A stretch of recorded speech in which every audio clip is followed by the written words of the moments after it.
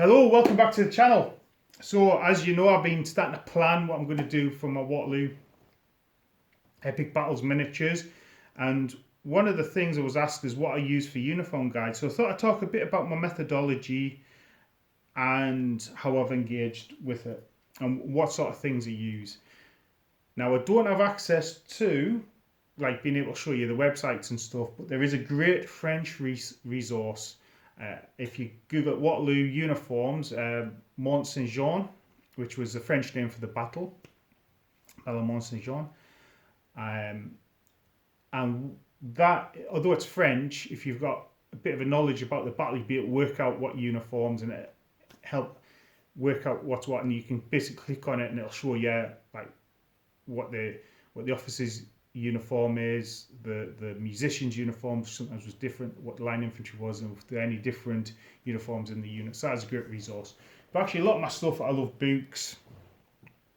So straight away, one of the best resources for miniatures is the Albion Triumphant Volume 2 100-day campaign, the actual black powder supplement.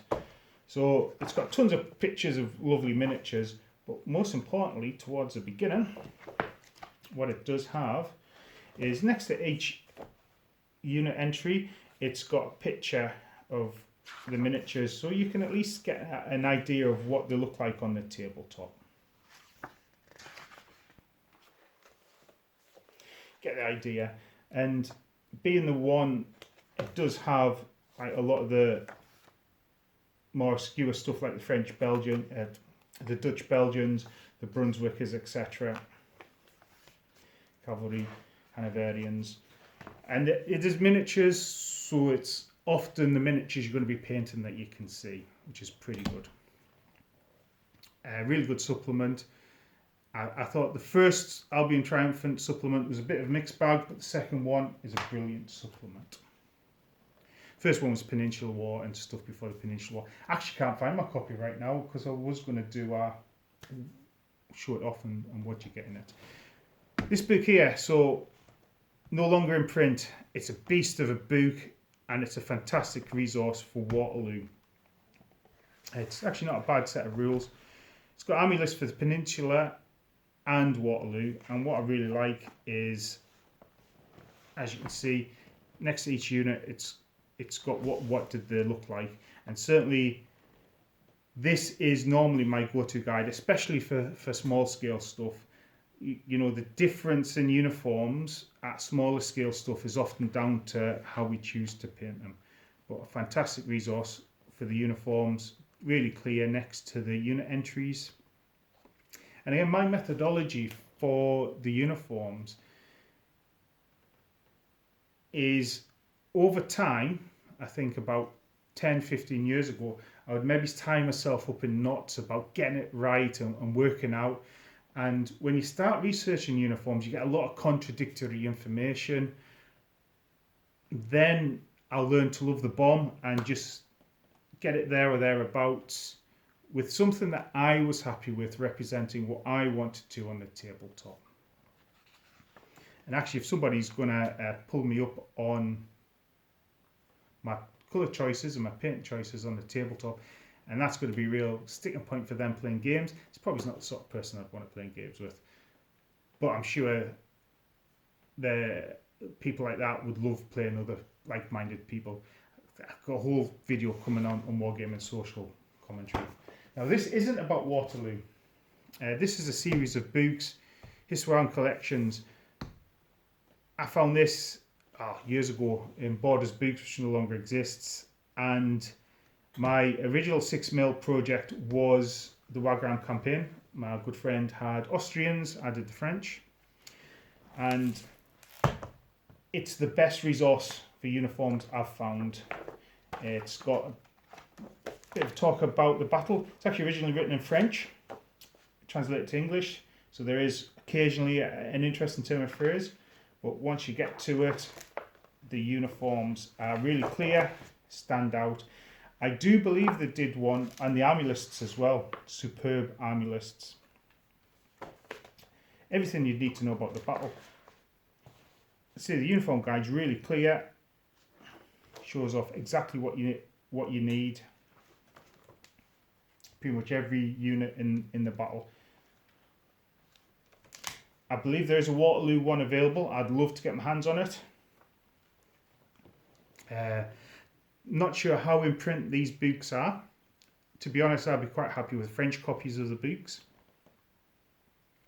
So I'm not sure how in print these books are, but last time I saw these go on a cannonade, some of the it wasn't Waterloo, it was, I can't remember which battle it was, maybe Zilao, and that was going for about 50 quid, but it's a great resource, honestly,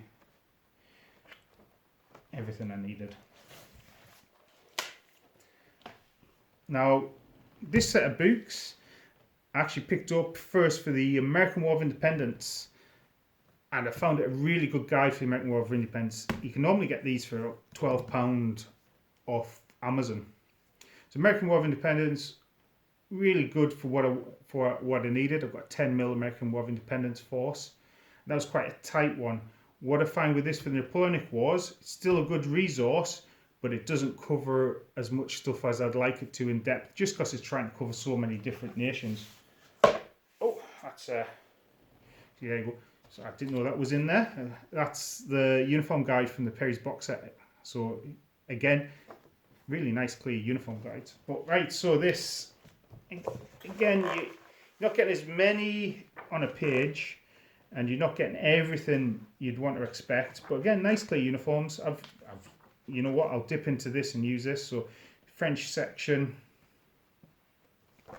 move into the British section, but it also does Prussians, Russians. It didn't do, I don't think it's got Spanish in. So I was looking for some stuff in this for the Spanish. But there you go. What it does have is some really nice tables about the uniforms with facings. So it does have a lot of nice details in. So this, if you were just after something nice, quick and easy to get a taste for the uniforms, which to be honest for epic battles is probably what you're needing. It's not a bad resource for sort of £12, £15, something to spend your certainly Christmas Amazon vouchers. If you like me, you get Amazon vouchers for my family. Another final resource I want to talk about is this wee resource. Again, I found some inconsistencies in this. This was a card game that came out, and each card represents a different regiment. So it's nice, handy, colour coded. So blue for the French, but just gives you an idea for the uniforms. Like I say, if I found some inconsistencies, but like I say, I'm painting my armies, especially my small scale, to just give me an idea of what they are. Other really cool things. This talks about what battle the units were in. It's also a game in itself. Each card's a unit. You have hit points, stamina, you roll dice, so it's a bit like a card game meets a war game. You also get a few cards that you can play, and if I get to terrain, depending on which battle it is, obviously. So for example, this has to deploy in the centre and different bonuses, and when we get there, Imperial Guard, ringed in green. When I get there, when I find some leaders, you've got all your principal leaders as well, and if they were wounded or killed, you'll have a wee sort of white cross or a black cross as well. And so again, I've dipped into this to get ideas for what the units should be. So the British stuff's quite cool with the difference between the Dutch-Belgian allies, British units, and this also has, because it's a card game, the same sort of level of detail for the Prussians as well. So yeah, so that's the kind of things I look at for my uniforms. I'm not looking for massively 100% accurate uniforms. I want my uniforms to give me a good representation on the battlefield. Often at smaller scale stuff, I'm going to be using units representing whole brigades as well. So again, I'm not too worried about individual units at that point. And yeah, actually, I don't think I need to say anything more than that. So that's the sort of stuff I use for my resources. Creaking on my leather couch, but I do apologise if that's coming through in the video. So free ASMR stuff there. But yeah, so I kind of compliment the Mont Saint Jean website. I think that's what it's called, the French language uniform website. It's the best online uniform guide I've found for the Waterloo campaign. Like I say, the books I've shown you will give you everything you probably need, depending how far you are down the rabbit hole. Like I say, personally, I found myself tied up in knots about different uniforms and getting it right, and then eventually I learned to love the bomb and realised I was painting for myself. So as you've maybe seen with the American Civil War, sometimes I make some choices on accuracy for ease of painting. When I start doing some painting guides for the epic battles, I'll talk about if I make any of those changes and differences, I'll talk about what I've done with that. For example, one of the things I'll often do in war games models is, like with my cavalry, if the harnesses, for example, are dark brown or black, I'll often paint them white on the models because the white stands out more on the tabletop, especially at smaller scale stuff. I might want that stuff standing out. But that's a choice I've made for my wargaming enjoyment.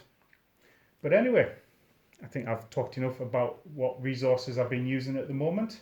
If you've got any great resources, dead easy to use, feel free to shot us a line. I love books, and I love looking at books, and I love looking at pictures of soldiers. So anyway, you have a great day. Hope your wargaming's going well, and I look forward to chatting to you again sometime soon.